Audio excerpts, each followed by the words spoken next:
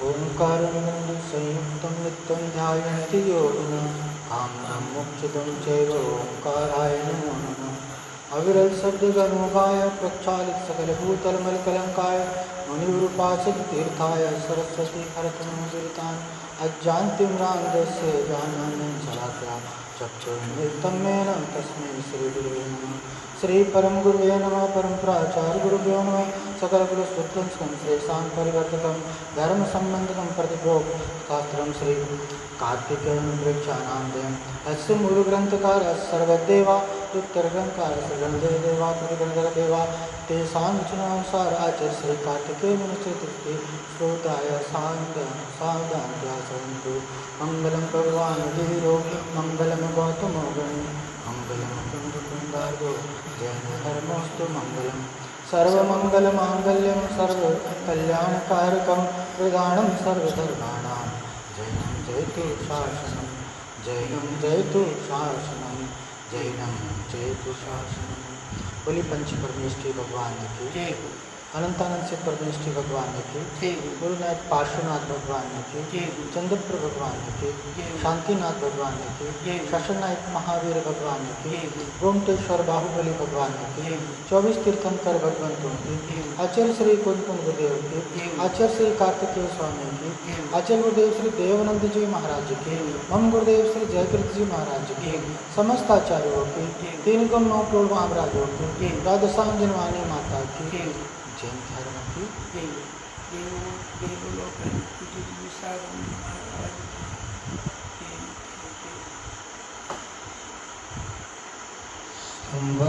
अनुप्रेक्षा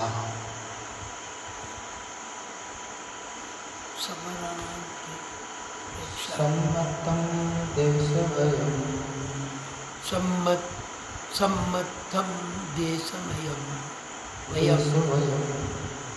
वयं महाद्वयं तह जाओ कसायानं एवे संवर्णामा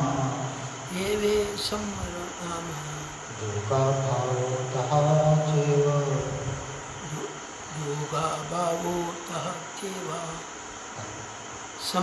ಸಮ್ಯಕ್ತ್ವ ದೇಶವ್ರತ ಮಹಾವ್ರತ ಕಷಾಯಗಳನ್ನು ಜಯಿಸುವುದು ಮತ್ತು ಯೋಗಗಳ ಅಭಾವ ಇವೆಲ್ಲ ಸಂವರದ ಹೆಸರುಗಳಿವೆ. ಭಾವಾರ್ಥ ಆಶ್ರಮವನ್ನು ತಡೆಯುವುದನ್ನು ಸಮರವೆಂದು ಹೇಳ್ತಾರೆ. ಆಶ್ರಮಾನ್ ಪ್ರೇಕ್ಷೆಯ ಮಿಥ್ಯಾತ್ವ, ಅವಿರತಿ, ಪ್ರಮಾದ, ಕಷಾಯ ಮತ್ತು ಯೋಗಗಳನ್ನು ಆಶ್ರಮವೆಂದು ಕರೆಯುತ್ತಿದ್ದಾರೆ. 4ನೇ ಗುಣಸ್ಥಾನದಿಂದ ಸಂಯುಕ್ತವಾಗುವುದರಿಂದ ಮಿಥ್ಯಾತ್ವದ ವಿರೋಧವಾಗುತ್ತದೆ.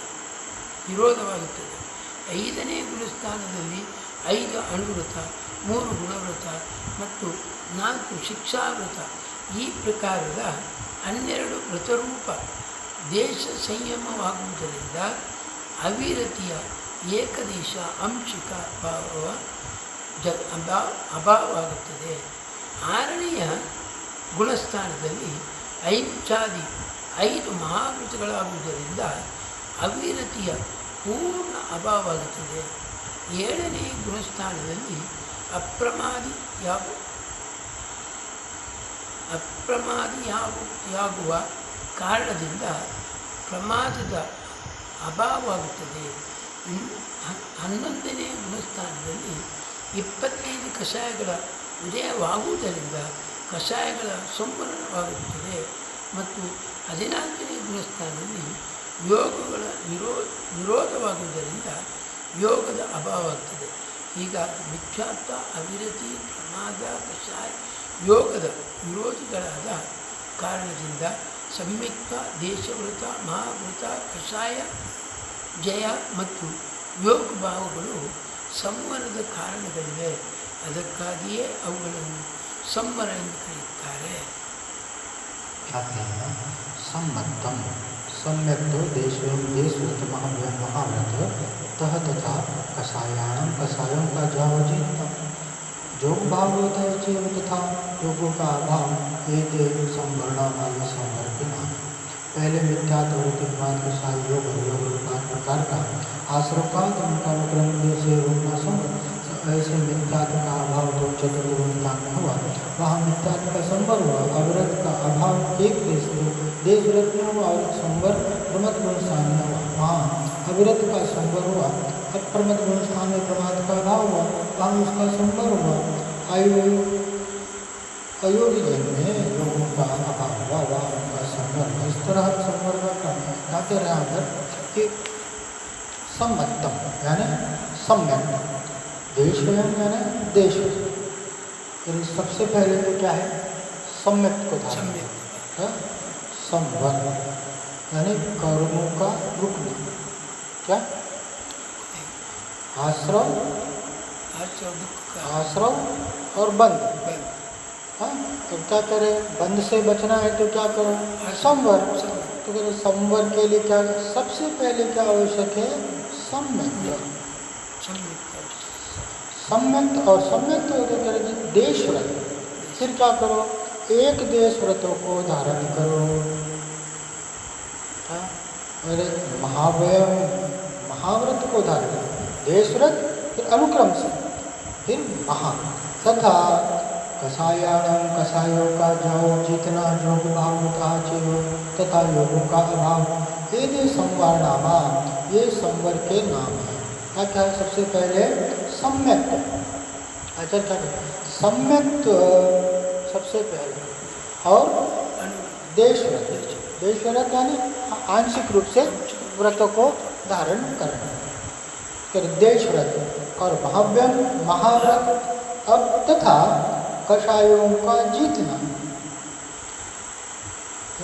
संवर के कौन कौन से नाम कहता है, सबसे पहला सम्यक और देश व्रत और महाव्रत, फिर कषायों का जीतना, फिर तथा योगों का अभाव। ये संवरनामा, ये संवर के नाम है। तो पहले मिथ्यात्व, अविरति, प्रमाद, कषाय, योग रूप 5 प्रकार का आश्रव कहा था, तो उनका अनुक्रम से रोकना ही संवर है।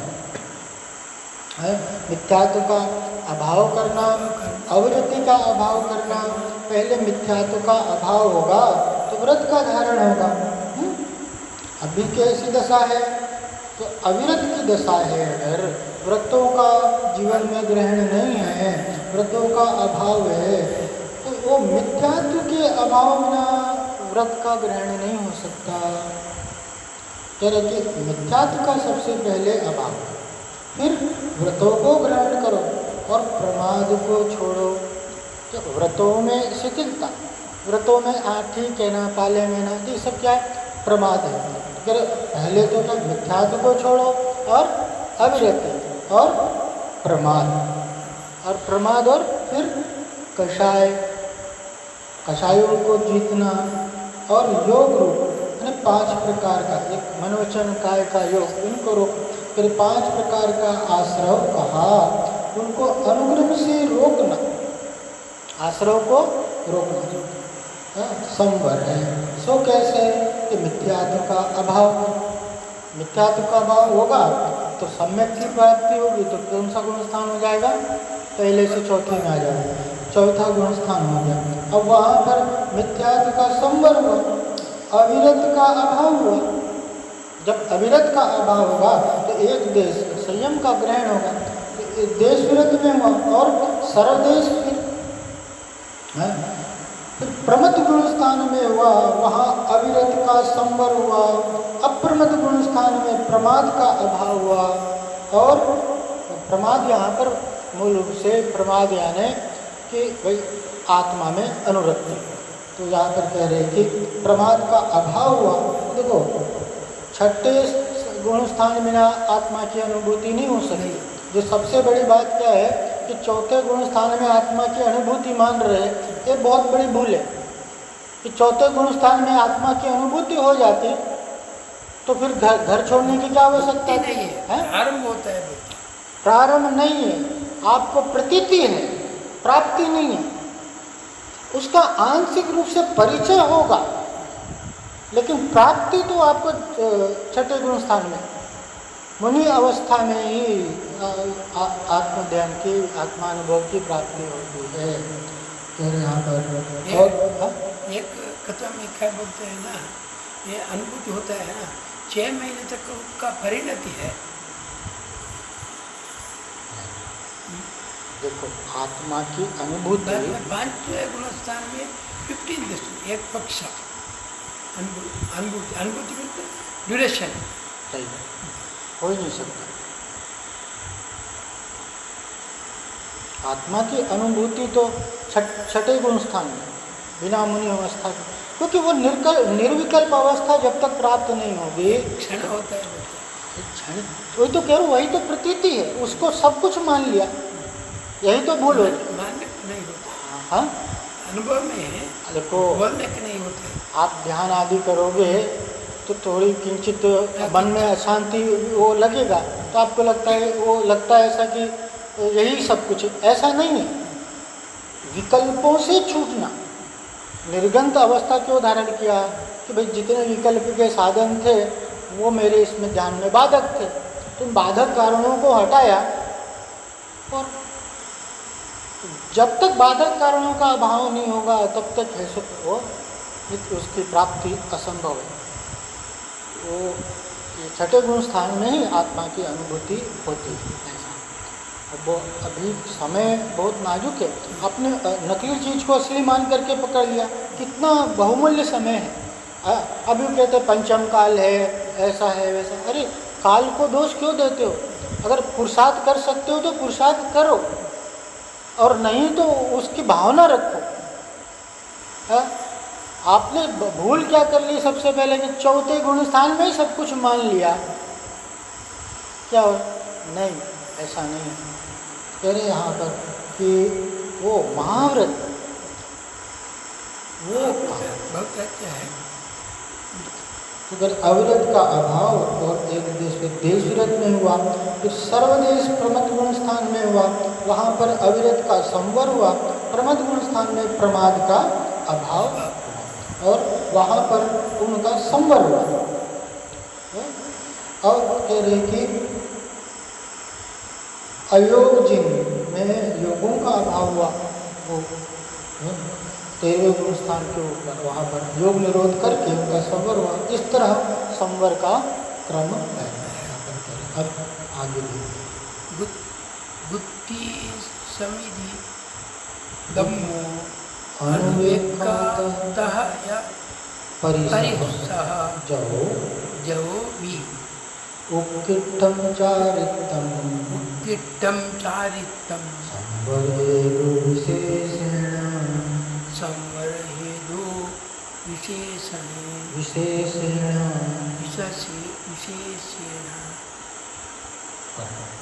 ಗುಪ್ತಿ ಸಮಿತಿ ಧರ್ಮ ಅನುಪ್ರೇಕ್ಷ ಪರಿಸಹ ಜಯ ಮತ್ತು ಉತ್ಕೃಷ್ಟ ಚಾರಿತ್ರ್ಯ ಇವು ವಿಶೇಷ ರೂಪದಿಂದ ಸಂವರದ ಕಾರಣಗಳಿವೆ.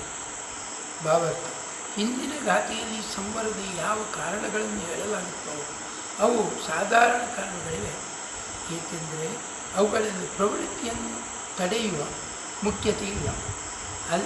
ಮತ್ತು ಎಲ್ಲಿವರೆಗೆ ಮನ ವಚನ ಕಾಯದ ಪ್ರವೃತ್ತಿಯನ್ನು ಪಡೆಯಲಾಗುವುದಿಲ್ಲವೋ ಅಲ್ಲಿಯವರೆಗೆ ಸಂವರದ ಪೂರ್ಣತೆಯು ಆಗಲಾರದು. ಆದರೆ ಈ ಗಾಥೆಯಲ್ಲಿ ಸಂವರದ ಯಾವ ಕಾರಣವನ್ನು ತಿಳಿಸಲಾಗಿದೆ, ಅವುಗಳಲ್ಲಿ ನಿವೃತ್ತಿಯದೇ ಮುಖ್ಯತೆ ಇದೆ. ಇದೇ ಕಾರಣದಿಂದ ಇವುಗಳನ್ನು ವಿಶೇಷ ರೂಪದಿಂದ ಸಂವರದ ಕಾರಣ ಎಂದಿದ್ದಾರೆ. ಮನ ವಚನ ಮತ್ತು ಕಾಯದ ಪ್ರವೃತ್ತಿಗಳನ್ನು ತಡೆಯುವುದನ್ನು ಗುಪ್ತಿ ಎಂದು ಕರೆಯಲಾಗಿದೆ. ಆದ್ದರಿಂದ ಗುಪ್ತಿಯಲ್ಲಿ 3 ವಿಧಗಳಿವೆ: ಮನೋಗುಪ್ತಿ, ವಚನಗುಪ್ತಿ, ಕಾಯಗುಪ್ತಿ.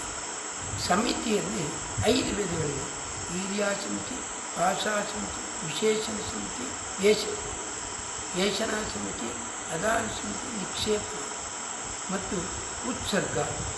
ಧರ್ಮವು ಉತ್ತಮ ಕ್ಷಮ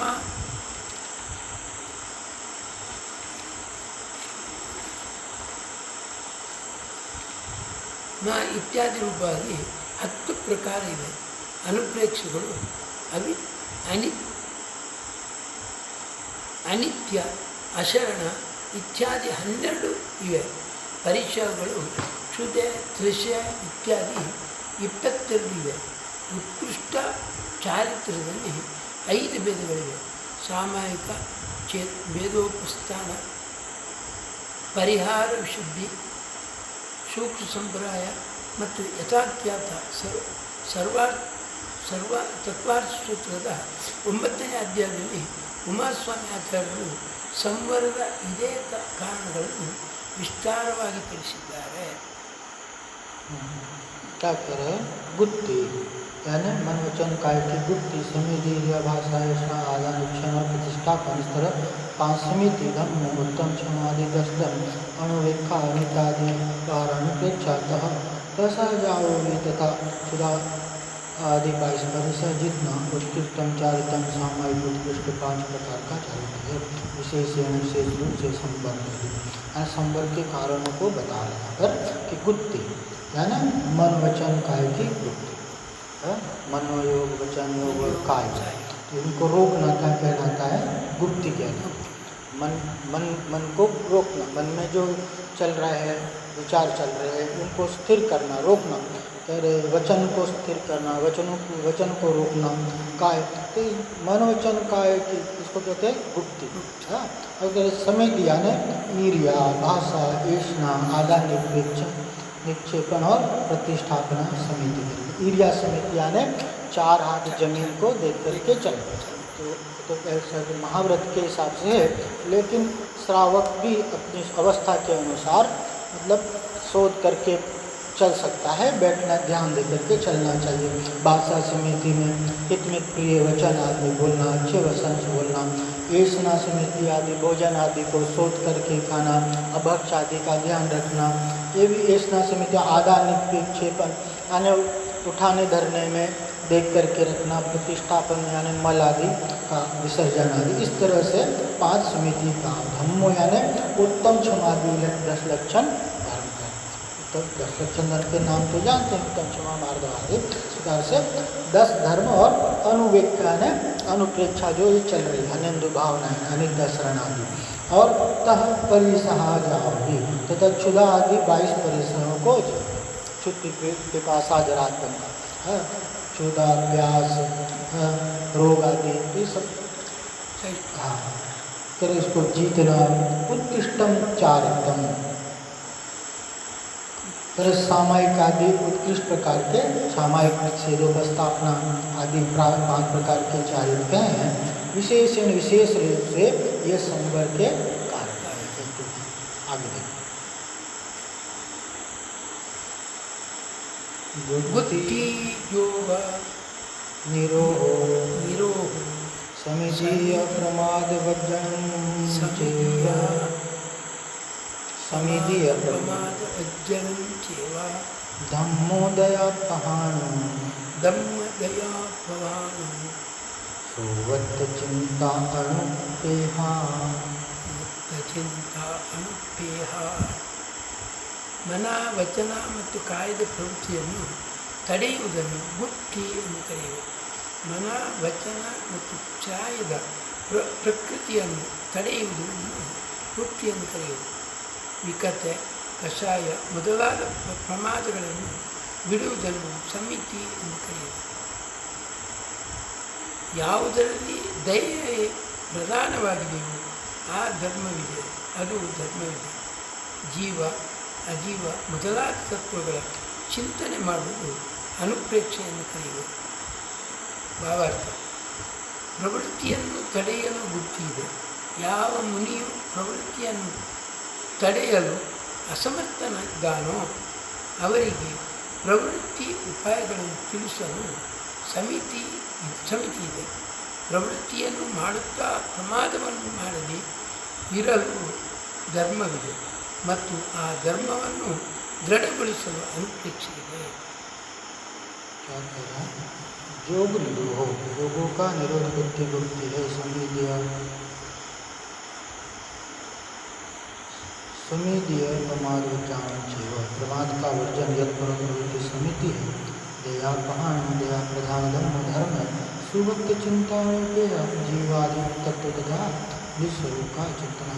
क्या कह रहा पर योग निरोधो, योगों का निरोध करना, तो मन वचन काय का रोकना है ना निरोध। वो गुप्ति यानी मुक्ति, यही गुप्ति। और समिति यानी प्रमाद वर्जन चेव, समिति या प्रमाद वर्जन, प्रमाद का वर्जन यानी यत्पूर्वक प्रवृत्ति।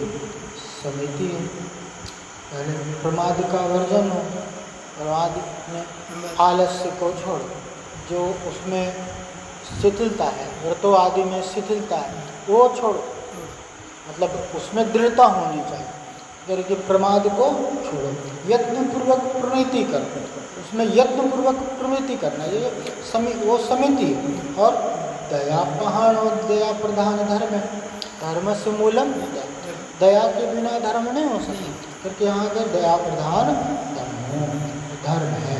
सुवक्त चिंता अणुप्य, जीवादि तत्व तथा स्वरूप का चिंतन अनुप्रेक्षा है। जीवादि 7 तत्व जीव जीवा श्रवण श्रवण निद्रा मोक्ष, ये 7 तत्वों का चिंतन करना। और फिर के निस्वरूप का चिंतन करो, कि निस्वरूप का चिंतन करो, अपने स्वरूप का चिंतन करना अनुप्रेक्षा है।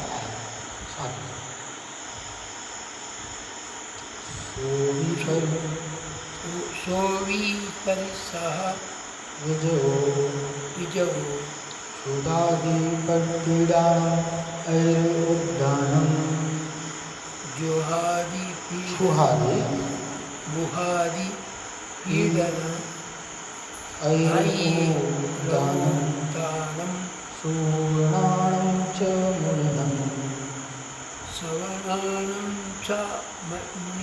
मुनिनं मुनिसंभावेन जं सहनम् ಜಂ ಸಹನಂ. ಅತ್ಯಂತ ಭಯಾನಕವಾದ ಹಸಿವೆ ಮೊದಲಾದ ವೇದನೆಗಳನ್ನು ಜ್ಞಾನಿ ಮುನಿಯು ಶಾಂತ ಭಾವದಿಂದ ಸಹನ ಮಾಡುವುದನ್ನು ಪರಿಸಹಜಯ ಎಂದು ಕರೆಯುವುದು. ಅದೂ ಸಹ ಸಂವರ ರೂಪವೇ ಇದೆ.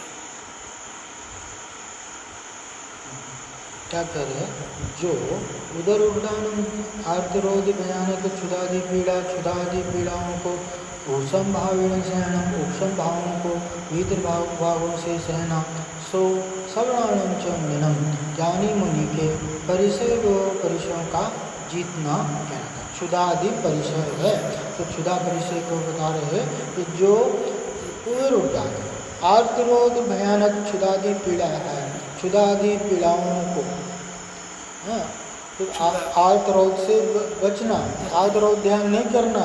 कह रहे कि ऐसे क्षुधादि पीड़ाओं को उपशम भाव, शांत भाव, समता भाव से सहना। सो कह रहे सवर्णाणं च मुनिनं, ज्ञानी मुनियों के परिसय विजयो, परिसयों का जीतना कहलाता है। अपस्वरूपं वक्तुं चत्तं रयादिहिं दोषेहिं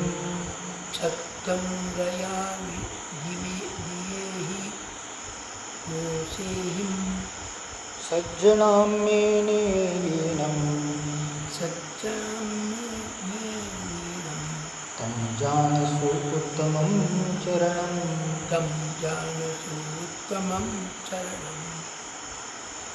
ರಾಗಾದಿ ದೋಷಗಳಿಂದ ರಹಿತ ಶುಭ ಧ್ಯಾನದಲ್ಲಿ ಲೀನವಾದ ಆತ್ಮಸ್ವರೂಪ ವಸ್ತುವನ್ನು ಉತ್ಕೃಷ್ಟ ಚಾರಿತ್ರ್ಯದಿಂದ ತಿಳಿ ಭಾವಕ್ಕೆ.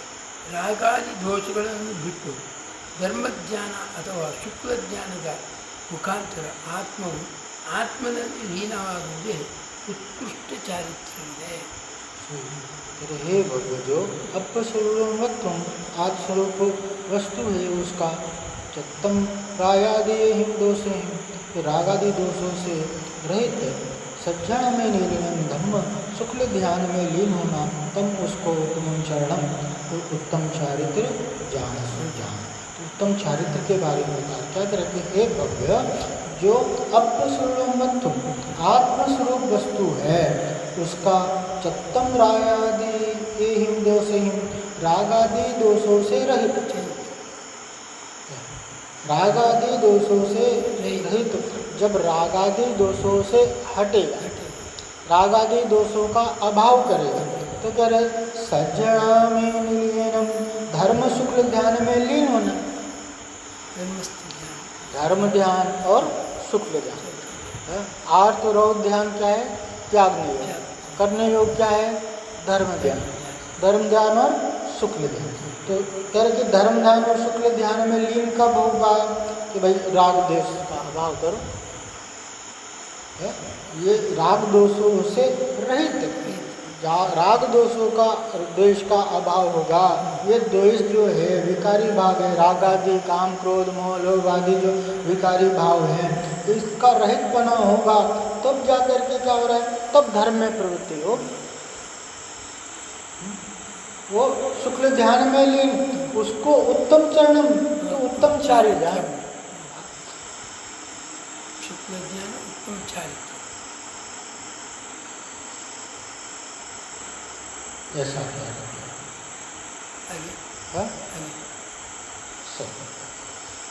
अब कहते हैं संवर का आचरण नहीं करता वह संसार में भटकता है। ऐसा क्या?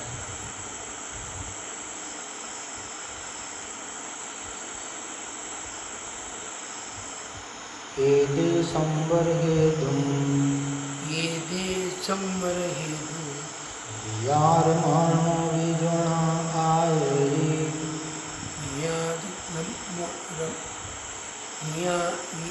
यार मनो जो आए शोभमयी चिरम कालम, चिरम नानम, संसारे दुख संतप्तो, संसारी दुख ಸಂತತ್ತು. ಯಾವ ಪುರುಷನು ಈ ಸಂವರದ ಕಾರಣಗಳ ವಿಚಾರ ಮಾಡುತ್ತಿದ್ದರೂ ಅವುಗಳ ಆಚರಣೆಯನ್ನು ಮಾಡುವುದಿಲ್ಲವೋ ಅವನು ದುಃಖಗಳಿಂದ ಸಂತೃಪ್ತನಾಗಿ ಚಿರಕಾಲದವರೆಗೆ ಸಂಸಾರದಲ್ಲಿ ಭ್ರಮಣ ಮಾಡುತ್ತಾನೆ. जो पुरुष यदि इन पहले कहे अनुसार संवर हेतु संवर के कारणों को यार मानव भी विचारता हुआ भी न आए रहे आचरण नहीं करता है, सो वह दुख संतप्त, तो दुखों से तप्यमान होकर चिरम कालम बहुत समय तक संसार में नहीं रहता है। पहले जो पुरुष यदि इन पहले कहे अनुसार संवर हेतु, अभी देखा संवर के हेतुओं को देखा, तो क्या कह रहे हैं कि संवर के कारणों को यार मानो भी विचारता हुआ भी, उनके संवर के कारणों को विचारता हुआ भी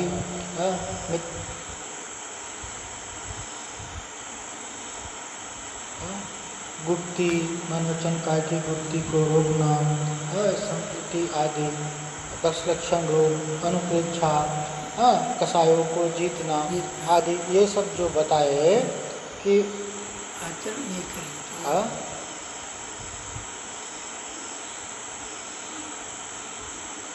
संवर के कारणों को तो उनको विचार करता हुआ भी न आए रहे आचरण नहीं करता है। भाई कारण को जान लिया, विचार भी कर रहा है कि भाई राग द्वेष आदि करना सही नहीं है, फिर भी राग द्वेष में लगा हुआ है, तो कह रहे हैं कि वह दुख संतप्त हो, दुख से तप्यमान होकर के, तो तकलीफ हो रही ना, पीड़ा हो रहा है, और दुख का कारण क्या है? ये सारे विकारी भाव, ये राग द्वेष आदि विकारी भाव, ईर्ष्या वैमनस्य, तो ये सब क्या हो रहा है कि भाई ये विकार हो रहे हैं, और इसी के कारण क्या है?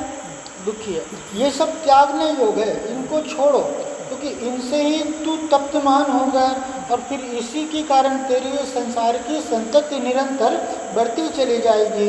चिरम कालम, बहुत समय तक संसार में भ्रमण करता है। संसार का विस्तार थोड़ा मोड़ा तो है नहीं, अनंत काल हो गए, कितना समय हो गया भटकते हुए, और अगर अभी भी नहीं संभला तो संतति कितने आगे तक चली जाएगी। तो कहे अभी समझ जाओ, ये सारे जो कारण हैं राग द्वेष आदि, इनका अभाव करो। ये संवर्ग के कारणों का को जान करके उन्हें आचरण में लेकर के आओ।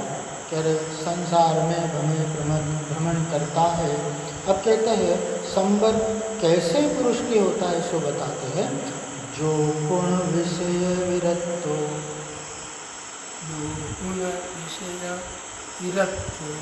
अपाणं संवदामि संवरे,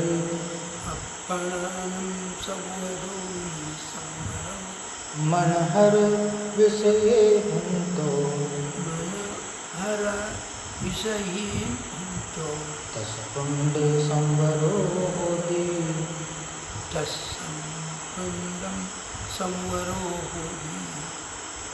ಆದರೆ ಯಾವ ಮುನಿ ವಿಷಯಗಳಿಂದ ವಿರಕ್ತನಾಗಿ ಮನಸ್ಸನ್ನು ಅಪಹರಿಸುವ 5 ಇಂದ್ರಿಯಗಳ ವಿಷಯಗಳಿಂದ ತನ್ನನ್ನು ಸದಾ ದೂರ ಉಳಿಸುವನು, ಅವುಗಳಲ್ಲಿ ಪ್ರವೃತ್ತಿ ಮಾಡುವುದಿಲ್ಲವೋ ಅದೇ ಮುನಿಗೆ ನಿಶ್ಚಯದಿಂದ ಸಂವರವಾಗುತ್ತದೆ. जो मणि विषय विरक्त हो, इंद्रियों के विषय से विरक्त होता हुआ, मन हर विषयंत, मन के प्रिय लगने वाले विषयों में पाणम, आत्मा को सर्वदा सदा काल हमेशा संवर रूप करता है। तत्फलम संवर होते, उसके प्रकट रूप से संवर होता है। इंद्रिय तथा मन को विषयों में रोक करके अपने शुद्ध स्वरूप में रमण करावे, उससे कोई संवर होता है। उससे क्या कर है, जो मुनि विषय विरक्त, इंद्रियों के विषयों से विरक्त होता है। तो मुनि की अपेक्षा से यहाँ पर बात कहे, लेकिन यहाँ अपेक्षा अपनी भी लगाना, क्योंकि विषय से विरक्त, गृहस्थ अवस्था में भी विषयों से विरक्त हुआ जा सकता है। इसमें कौन सी बड़ी बात है भाई। जो सेवन करने योग्य है हम अनावश्यक नहीं करें, विषयों में जो आसक्ति है, विषयों में जो लगाव है, वो ही छोड़ने योग्य है। हाँ, अगर विषयों में अनुरक्ति है तो कह रहे कि इंद्रियों के विषयों से विरक्त होता हुआ मन हर विषय हिंदो, मन को प्रिय लगने वाले विषयों में अपाणम, आत्मा को सदा काल हमेशा संवर रूप करता है।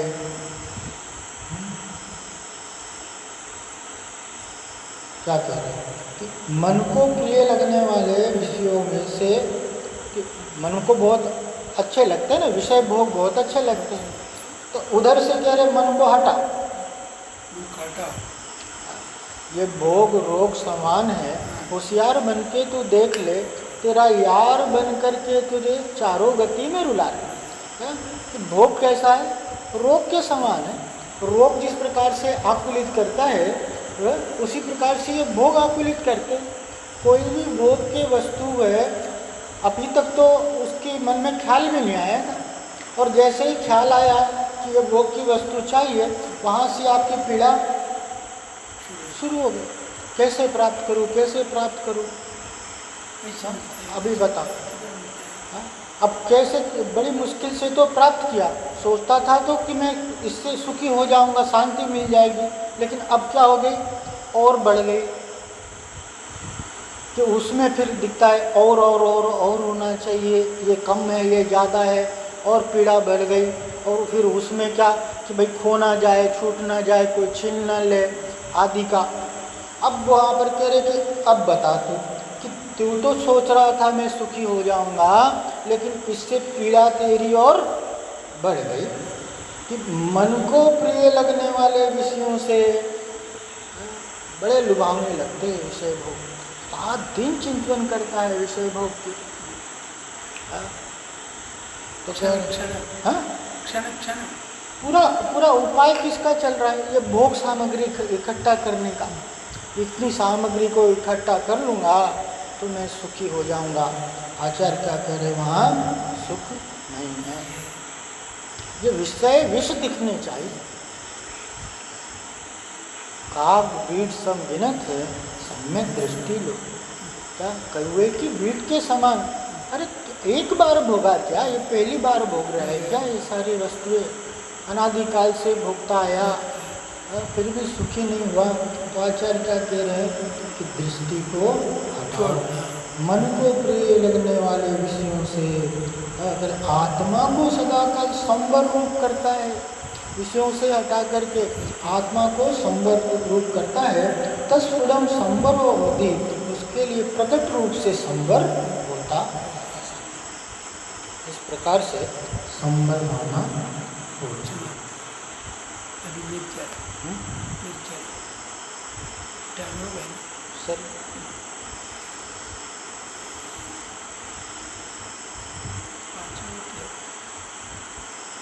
बोले पंच परमेश्वरी भगवान के, अनंतानाथ से परमेश्वरी भगवान के, बोले नाथ पार्श्वनाथ भगवान के, चंद्रपुर भगवान के, शांतिनाथ भगवान के, शासननाथ महावीर भगवान के, गोमतेश्वर बाहुबली भगवान के, 24 तीर्थंकर भगवंतों के, आचार्य श्री कुंकुन गुरुदेव की, आचार्य श्री कार्तिकेय स्वामी की, आचार्य गुरुदेव श्री देवानंद जी महाराज जी की, मम गुरुदेव श्री जयकृत जी महाराज जी की, समस्त आचार्यों की, 3 कम 9 करोड़ महाराजों की, द्वादशांगिनी वाणी माता की, जैन धर्म की।